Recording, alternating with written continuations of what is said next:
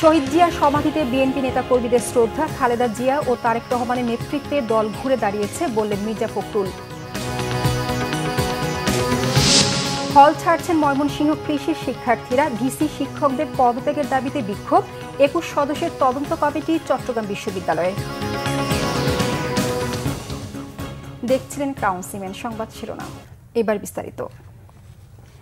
বিএনপির ৪৭তম প্রতিষ্ঠা বার্ষিকী আজ। দলের প্রতিষ্ঠাতা শহীদ রাষ্ট্রপতি জিয়াউর রহমানের প্রতি শ্রদ্ধা নিবেদনের পাশাপাশি নানা কর্মসূচির মধ্য দিয়ে দিনটি উদযাপন করা হচ্ছে। মহাসচিব মির্জা ফখরুল ইসলাম আলমগীর বলেছেন, নির্বাচন নিয়ে ষড়যন্ত্র চলছে, ফেব্রুয়ারিতে নির্বাচন হওয়াটাই বড় চ্যালেঞ্জ। বেলা 11টার দিকে শহীদ রাষ্ট্রপতি জিয়াউর রহমানের মাজারে ফুল দিয়ে শ্রদ্ধা জানান বিএনপি মহাসচিব মির্জা ফখরুল ইসলাম আলমগীর। শহীদ জিয়ার আত্মার মাগফিরাত এবং দেশ ও জাতির সমৃদ্ধি কামনায় মোনাজাত করা হয়।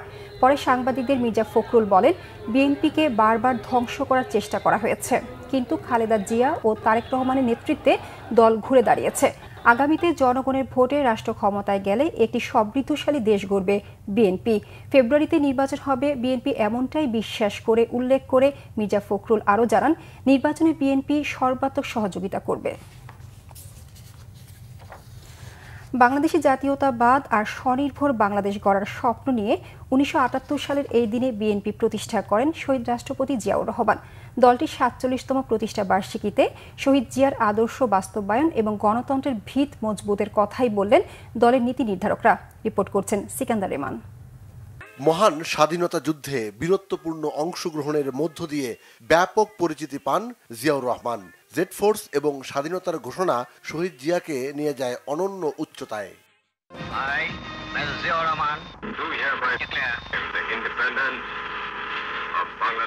১৯৭৫ সালের ৭ নভেম্বর সিপাহী জনতার বিপ্লবের মধ্য দিয়ে ক্ষমতায় নিয়ে আসা হয় জেনারেল জিয়াউর রহমানকে।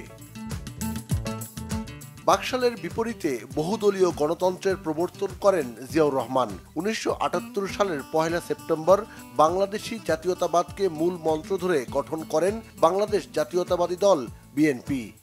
জনগণই হচ্ছে আমাদের সকল শক্তির উৎস। দায়িত্ব নিয়ে ভঙ্গুর অর্থনীতির বাংলাদেশকে সামনে এগিয়ে নিয়ে যান আধুনিক বাংলাদেশের রূপকার জিয়াউর রহমান। তার দক্ষ নেতৃত্বেই বিধ্বস্ত বাংলাদেশ ঘুরে দাঁড়ায়। আমরা যুদ্ধ করে স্বাধীনতা এনেছি এবং সেই স্বাধীনতাকে ফলপ্রসূ করতে হবে, অর্থ প্রয়োগ করতে হবে। আজ আমাদের অর্থনৈতিক অবস্থার উন্নতি সাধন করতে হবে। তা করার উপায় হল হাতে কোদাল, খাল কাটো, খাল খো, খাল খো।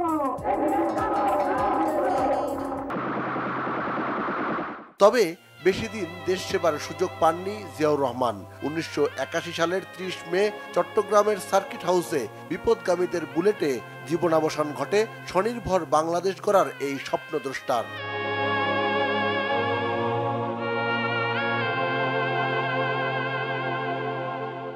জনগণের সরকারই জনগণের দুঃখ কষ্ট ব্যথা বোঝে। মূলত জিয়াউর রহমানের আকস্মিক মৃত্যু গৃহবধূ বেগম খালেদা জিয়াকে রাজনীতির মাঠে নিয়ে আসে। ১৯৯০-এর স্বৈরাচার বিরোধী আন্দোলন সহ প্রতিটি গণতান্ত্রিক আন্দোলনে তার নেতৃত্বে সামনে থেকে ভূমিকা রেখেছে বিএনপি। স্বৈরাচার এরশাদ বিরোধী আন্দোলনে বিজয়ী হয়ে দেশ সেবায় দায়িত্ব পায় বিএনপি, নেতৃত্বে বেগম খালেদা জিয়া। এরপর ২০০১ সালেও বিএনপির নেতৃত্বাধীন ৪ দলীয় জোট দেশের দায়িত্ব পায়। ২০০৮ সালের ২৯ ডিসেম্বর নির্বাচনে পরাজয় দেখানো হয় বিএনপিকে। নির্দলীয় সরকারের দাবি পূরণ না হওয়ায় ২০১৪ সালের ৫ জানুয়ারির নির্বাচনে অংশ নেয়নি বিএনপির নেতৃত্বাধীন জোট। এরপর ২০১৮ সালে বিতর্কিত রাতের নির্বাচনও জনগণের ভোটের প্রতিফলন ঘটেনি। দল নিরপেক্ষ সরকারের দাবি পূরণ না হওয়ায় সবশেষ ২০২৪ সালের ৭ জানুয়ারি নির্বাচনেও অংশ নেয়নি বিএনপি। তবে ২০২৪ সালে এসে ছাত্র জনতার জুলাই বিপ্লবে সক্রিয় অংশগ্রহণ রাজনৈতিক দল হিসেবে বিএনপিকে অনন্য উচ্চতায় নিয়ে গেছে। রাজনৈতিক বিচক্ষণতা এবং বেগম খালেদা জিয়ার আপোষহীনতা নতুন করে ইতিবাচক আলোচনায় চলে আসে। চিকিৎসাধীন বিএনপি চেয়ারপারসন বেগম খালেদা জিয়া এবং প্রবাস থেকে ভারপ্রাপ্ত চেয়ারম্যান তারেক রহমানের দক্ষ নেতৃত্বে বিএনপি আগের যে কোনো সময়ের চেয়ে অনেক বেশি শক্তিশালী বলছেন দলটির নেতারা। বাংলাদেশ জাতীয়তাবাদী দল প্রতিষ্ঠিত হয়েছে এই দেশের জনমানুষের প্রত্যাশা পূরণের জন্য। জাতীয়তাবাদী দলের রাজনৈতিক ইতিহাস হচ্ছে সংস্কারের ইতিহাস এবং রাজনৈতিক প্রতিশ্রুতি পূরণের ইতিহাস। আমাদের দলের ইতিহাস হচ্ছে জনগণের আস্থা অর্জন করে উন্নয়ন এবং সমৃদ্ধির ইতিহাস। আমাদের যে চ্যালেঞ্জগুলো সামনে আছে আমরা মনে করি ৩১ দফার ভিত্তিতে আমরা রাষ্ট্র কাঠামো সংস্কারের যে বিশাল পরিকল্পনা নিয়েছি তার একটি অংশ কেবল জাতীয় ঐকমত্য কমিশন পালন করছে, কিন্তু এর বাইরেও আমাদের অনেকগুলো কমিশন করার প্রস্তাব আমাদের ওখানে আছে। সেই কমিশনগুলোর মাধ্যমে আমরা রিকমেন্ডেশন যেগুলো পাবো জাতীয় ভিত্তিতে ব্যাপক একটা আলাপ আলোচনার মধ্য দিয়ে একটা ন্যাশনাল কনসেনসাস তৈরির মধ্য দিয়ে সেই রিকমেন্ডেশনসগুলো সুপারিশগুলো বাস্তবায়ন করার জন্য আমরা এখন থেকেই প্রস্তুতি নিচ্ছি। বিভিন্ন কর্মসূচি প্রণয়নের কাজে আমরা হাত দিয়েছি। দেশ সেবার ব্রত নিয়ে মানুষের অধিকার আদায়ে আগামীতেও দল হিসেবে বিএনপি ইতিবাচক ভূমিকা রাখবে এমন প্রত্যাশা সবার। সিকান্দার রেমান, বাংলা ভিশন, ঢাকা। ময়মনসিংহ কৃষি বিশ্ববিদ্যালয় অনির্দিষ্টকালের জন্য বন্ধ ঘোষণার পর শিক্ষার্থীরা হল ছাড়তে শুরু করেছেন। ছাত্রীদের হল ছাড়ার ব্যাপারে নিরুৎসাহিত করছেন আন্দোলনরতরা। বহিরাগতদের হামলার প্রতিবাদ ও ভিসি সহ শিক্ষকদের পদত্যাগের দাবিতে ক্যাম্পাসে বিক্ষোভ করেছেন বিক্ষুব্ধ শিক্ষার্থীরা। প্রশাসনের সিদ্ধান্ত অনুযায়ী বিশ্ববিদ্যালয়ের ছাত্রছাত্রীদের সোমবার সকাল ৯টার মধ্যে হল ত্যাগের নির্দেশ দেওয়া হয়। এতে হল ছাড়তে শুরু করেন কিছু কিছু শিক্ষার্থী। এদিকে ছাত্রীদের হল ছাড়ার ব্যাপারে নিরুৎসাহিত করছে আন্দোলনকারীরা। শিক্ষার্থীরা হল থেকে বেরিয়ে ক্যাম্পাসের রাস্তায় KR মার্কেট, ভিসির বাসভবনের সামনে এবং ছাত্রী হলগুলোর সামনে অবস্থান নিয়ে আন্দোলন চালিয়ে যাচ্ছে। 4 দফা দাবির মধ্যে রয়েছে প্রক্টরের পদত্যাগ, বহিরাগতদের হামলার ঘটনায় ভিসির ক্ষমা প্রার্থনা, হামলায় জড়িত শিক্ষকদের বিচার দাবি এবং কম্বাইন ডিগ্রি বাস্তবায়ন। এর আগে ক্যাম্পাসে বহিরাগতদের হামলার প্রতিবাদ ও 4 দফা দাবিতে রাতভর ক্যাম্পাসে বিক্ষোভ করে বিক্ষুব্ধ শিক্ষার্থীরা। পরিস্থিতি নিয়ন্ত্রণে মোতায়েন করা হয়েছে বিজিবি ও পুলিশ।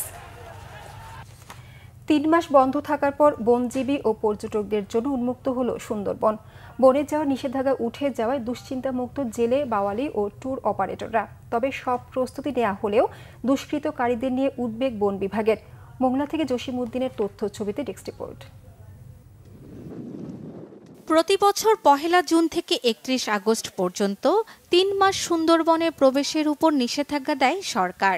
1 আগস্ট থেকে আবারও বনে প্রবেশ করতে পারবে জেলে, বাওয়ালি ও পর্যটকরা। 3 মাসের নিষেধাজ্ঞায় প্রতিকূল পরিস্থিতি মোকাবেলা করে আবার সুন্দরবনে গিয়ে আয়ের পথ উন্মুক্ত করতে পারায় খুশি ট্যুর অপারেটর, জেলে ও বাওয়ালিরা। তবে তাদের দাবি পর্যটকদের সুন্দরবনের নিষেধাজ্ঞার আওতামুক্ত রাখার।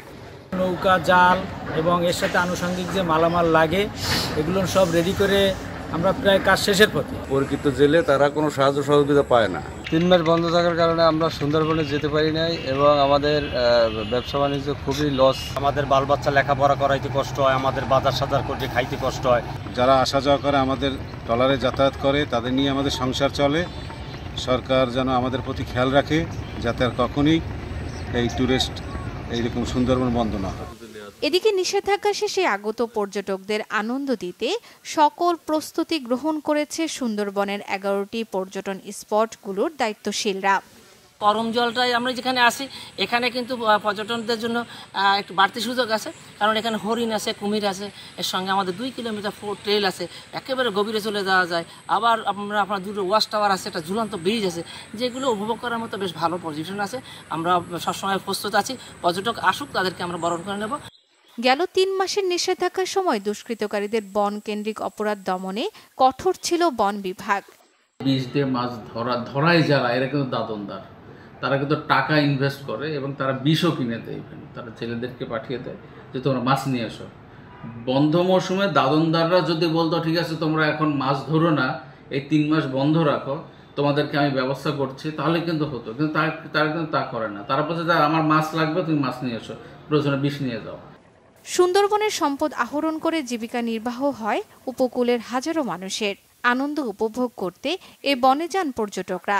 এ থেকে রাজস্ব আয় করে বন বিভাগ। তাই এই বন কেন্দ্রিক অপরাধ বন্ধে কঠোর আইন করার দাবি সবার। Bangla vision news desk. এই ছিল এখনকার মতো। পরের সংবাদ দুপুর 2টায়, এর আগে একটা রয়েছে নিউজ টপ 10 দেখার আমন্ত্রণ রইল। এছাড়া বাংলাদেশের সংবাদ ও সংবাদ সংশ্লিষ্ট অনুষ্ঠান দেখতে ভিজিট করুন www.bpnews24.com ও facebook.com/bangladesh news এবং সাবস্ক্রাইব করুন youtube.com/bangladeshnews। ধন্যবাদ সবাইকে।